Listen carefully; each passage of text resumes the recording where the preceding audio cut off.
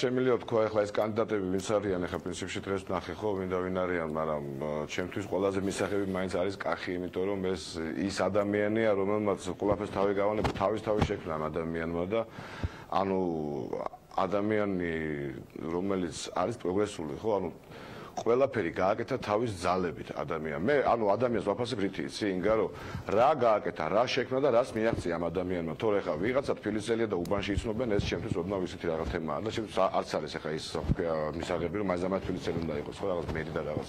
თავარია რა ადამიანია, რა უნდა აი რისი გაკეთება სურს, ეს გამომდინარეობს იქიდან თუ რა აქვს გაკეთებული, ხო? ეხლა პრინციპში მე მგონი კახის ახლა არ გაუჭირდებოდა სხვაგან რო ეცხოვრა, ხო? ნებისმიერ სხვა ქვეყანაში, ხო? მაგრამ ეს კაცი ჩამოვიდა, უყვარს ეს ქვეყანა, ხო? ამ ქალაქში ცხოვრობს.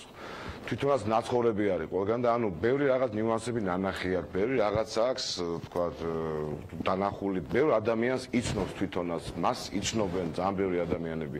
ეს საუბრობს იმაზე, რომ ანუ ძალიან ბევრი რაღაც პლუსი აქვს ამ პიროვნებას და ჩემის აზრით ეს ადამიანი ბევრად მისაღებია, ანუ თანამედროვე ადამიანი არის და ნუ რაღაცები გააკეთა ახლა ამ კაცმა ხო თუნდაც იქ რაღაც ენერგეტიკაში ახლა მე არ ვარ ამ საკითხებში რაღაც ძალიან ნუ ჩახედული, მაგრამ რაღაცები ვიცი, რაც კეთდება ხო და ჩემთვის ისა მთავარი თუ ანუ თქვენ უკვე შერჩეული ხართ დათო თქვენი ფავორიტი ამ არჩევნებზე გააზრებულად მიდიხართ და ნუ მე ნუ ზალსაც ვიცნობ ახლა ძალიან დიდი ხანია დაანჩენებს ნუ საზოგადოებრივ არ ვიცი თქვა ეს ადამიანები რას აკეთებდნენ ცხოვრებაში, მაგრამ პრინციპში ნუ ჩემთვის დღესდღეობით ამ 4 ადამიანის შორის მისაღები არის ყველაზე მეტად უფრო კახია. კარგი, მე ცოტა მოგვიანებით კიდევ დაგისვავ შეკითხვას, მანამდე მინდა ლექსოსთან გადავიდე, ლექსო ქავთარაძე, ლექსენი მომღერალი, ჩვენის